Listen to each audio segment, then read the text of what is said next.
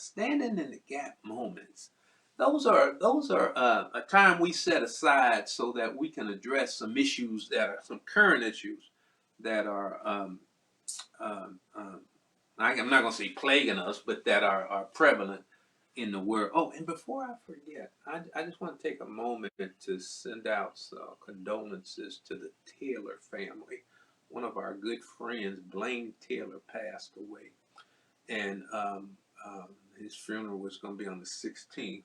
But it was a strange, well, not strange, but his brother called me and told me that he had talked to Blaine the night before he called me, and that Blaine was doing all right. He'd come in from his walk and everything was fine. Next morning, his daughter called, Blaine's daughter called his brother and said he passed away. I'm bringing that up so that we don't forget the importance of the moment or the fierce necessity of now or whatever. If you're not saved, you need to do it, and you need to do it right now. And so, don't put it off any longer. Don't keep playing with it. Don't keep playing with it, because you never know how much time you have. You never know how much time you have. Okay. Well, let's get into our standing gap moment. Standing gap moment. What's an issue that is really bothering me? It's really bothering me. That's right for a stand in the gap moment. It's about politics. You see, what's politics got to do with what we're doing? Well, unfortunately, politics is affecting our lives. And my focus is on politicians. You see, because when I was a young lawyer out of law school, and I was working up in Dayton, Ohio, in the prosecutor's office up there, I wanted to get into politics. So I jumped down and got in there and started working with some politicians and everything, taking you up to the governor's mansion and everything, and meeting all these big wig politicians and all that. But what I got out of that, I got turned away from it. Because, and I'll tell you this, be careful. Be careful what you choose to get involved in. Know what you're getting into. And always remember that you cannot serve two masters. And you have Democrats, you have Republicans, and you look at the Democratic Party. Now, it's not full of persons worthy of sainthood. I'll tell you that right now. But it does seem to be the party or people who have more of a concern for those who are disadvantaged. For example, the COVID relief bill got no Republican support, although 70% of the country was in favor of it. And not only in favor of it, in need of it. But not one? Not one? You gotta be kidding me. Now, politicians sometimes, they want to twist the stories, outright lie, and all that kind of thing. And I don't want to be involved in anything like that, where they're going to, as a politician, tell me, all right, you need to support the party and advance this lie. On their watch, over 500,000 people are dead of this virus, accumulating proof that, and there's been accumulating proof that thousands, hundred thousands of people could have been saved. Now, I don't want to be on the wrong side of that issue. But what I see with the politicians who were on the wrong side of the issue is they have little, if any, remorse. And then want to protect a person who sent a bloodthirsty mob to destroy our democracy, and only looking to benefit the rich and themselves. And unfortunately, you say, well, everybody's not like that. Well, I understand. Everybody's not like that. But that's what that party represents, it looks like. It's not only looks like, it's very clear. See, what politicians want you to do is believe what they say, not what you see or not what you hear. They spread baseless lies. It's one thing to lie and then have certain facts that support it, but they spread lies that have no facts to support it and expect you to believe it. Now, crazy lies. How far? You gotta be careful what you get into. A stolen election? Give me a break. And now what are they doing? After they doing that, they're piling on to restrict the voting rights of black people. Do you understand that?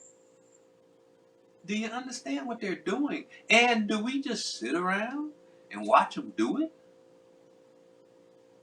You see, you can be easily sucked into this when you get into politics. And that's why I say be careful what you get into. We need Christian politicians. There's no doubt about that.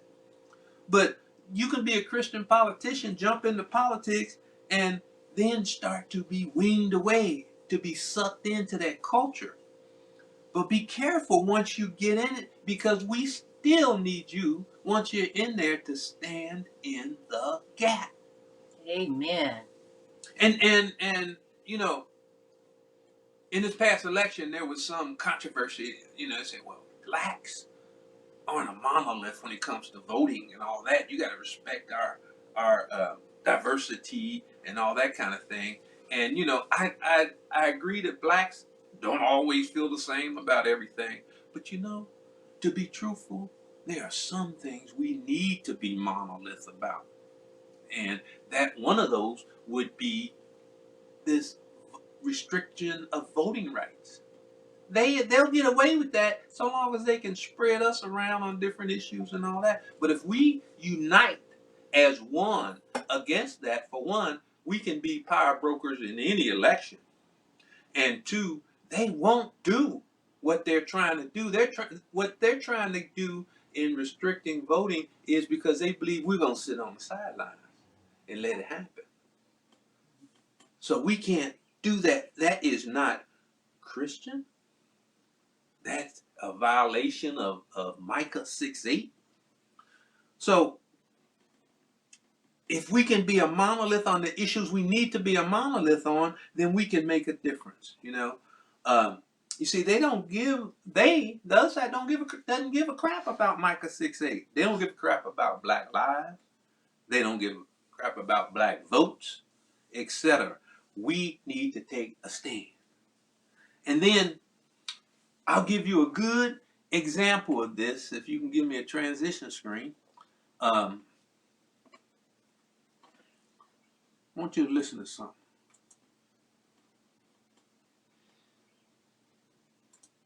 About to sign a presidency-defining bill. The GOP, the party of no, trying to distract and deflect with some really shameful statements about race, like this disgusting claim that Black Lives Matter doesn't like families. I know the strength that Black Lives Matter had in this last election. I know it's a group that it doesn't like the old-fashioned family. Disturbed that we have another program here in which we're increasing the marriage penalty. Come on. Doesn't like the old-fashioned family. What does that mean when you're... Black Lives Matter was about police brutality and violence and trying to keep family members and loved ones alive. Sounds like family values to me. What he said is not even coded racism. That's right out, saying it right out loud. Saying it right out loud. And people show you who they are, huh? He thinks he can just throw it in as an aside about Black Lives Matter like nothing, the old-fashioned family. What does old-fashioned mean? Huh? What does old-fashioned mean? What does that mean? Someone asking that? Insulting millions and millions of black families. Stacey Plaskett, not having it. Not any of it. How dare you? How dare you say that Black Lives Matter? Black people do not understand old-fashioned families.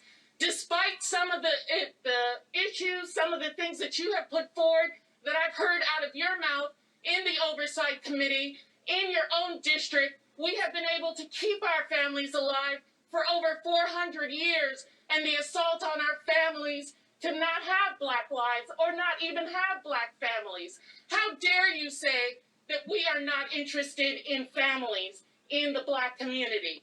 That is outrageous. It is outrageous. And again, if I have to say this every single night of my life while I'm here, I will. You need to know the history of this country. Do you know how many black families were separated during slavery? I've had my ancestry done twice. It is so hard to even find records that go back even 2 generations sometimes, because what?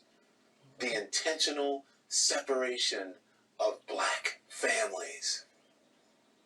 And no records. You know why? They were considered property. So it's God. It just angers me sometimes that people can be so ignorant. And then there's Tim Scott. Tim Scott is the only black Republican in the Senate, telling Fox News, of course Fox News, that what he calls woke supremacy is as bad as white supremacy. Woke supremacy is as bad as white supremacy.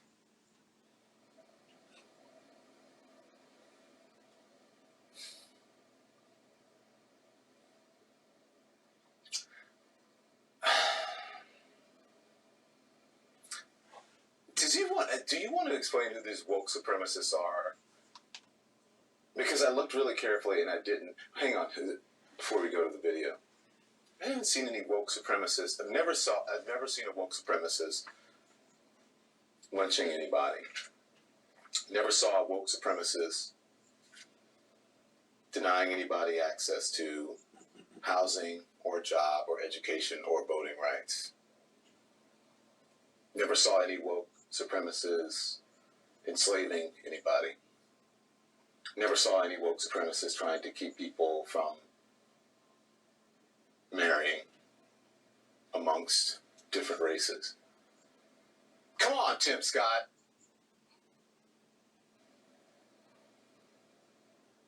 I didn't see any woke supremacists storming the blanket Capitol. Where are the woke supremacists attacking police? Where are the woke supremacists hunting police officers in the halls of the Capitol and beating them with Blue Lives Matter signs with white supremacist insignia on their shirts and carrying white supremacist paraphernalia? Guess who I saw? Guess who police officers were beaten by? Guess who wanted to hang the vice president? White supremacist, Tim Scott! What are you doing? The only black Republican were the woke supremacists carrying the Confederate battle flag in the nation's capital. Tim Scott. Tim,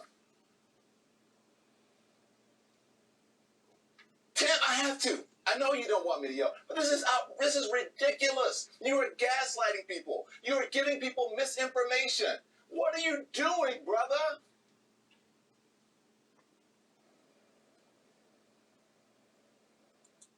All right.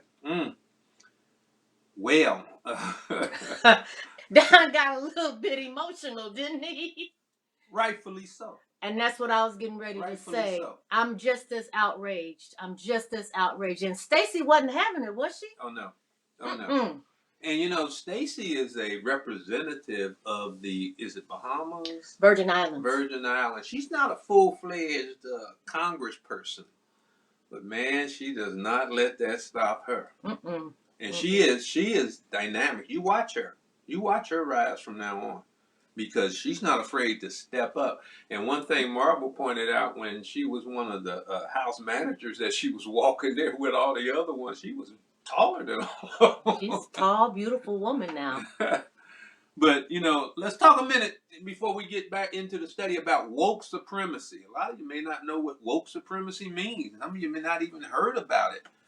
But basically, woke supremacy is talks about those who are awakened to the truth. And that being awakened to the truth makes you superior to those who are sleeping on the truth. Now, you'll get the far right and the white supremacists and all those far right conservative talking about, well, they're talking about that they're a better race or something like that. That's not what that's about. It is that a lot of people are operating in this world not knowing what they're thinking about, ignorance. And if when you're awakened to the truth, and then what happens is they're upset when the truth is finally awakened because people are named, people are shamed by what they have been supporting, and then we demand apologies for what they have done. They don't like that. They don't like that. For example, the United States needs to apologize for slavery. Yeah, they do. Be serious, you know. And it says, well, if when you do this, you're obliterating people's reputations and careers as well as their life. Well, they should get on the right side of the thing. They should get on the right side of the thing. See, conservatives are attempting to suggest that the far right is not as bad a threat as they're made out to be, regardless of the fact that the Homeland Security says that white supremacy is the most persistent, the most lethal threat facing our country, and the white supremacist mob that stormed the Capitol. Regardless of all of that, these conservatives want you to think, hey, stop naming us as racist. Stop naming us for what we have done and all that. And you're canceling out people's lives and all that, reputations and all that. Well, there's some people don't need to be in the Senate. There's some people don't need to be in Congress. Yeah, they need to be canceled out. Lindsey Graham, for one thing. I'm as big as anybody. Give somebody a chance. But after a while, you find out no chance is going to work with that guy. Same with Trump. Get him up out of there. Mm-hmm. Cancel him out. And if that's woke supremacy, then it's time for us to wake up and stand in the gap. All right. All right. Well, sorry for the passion, but after a while, you have to say, enough is enough. All right.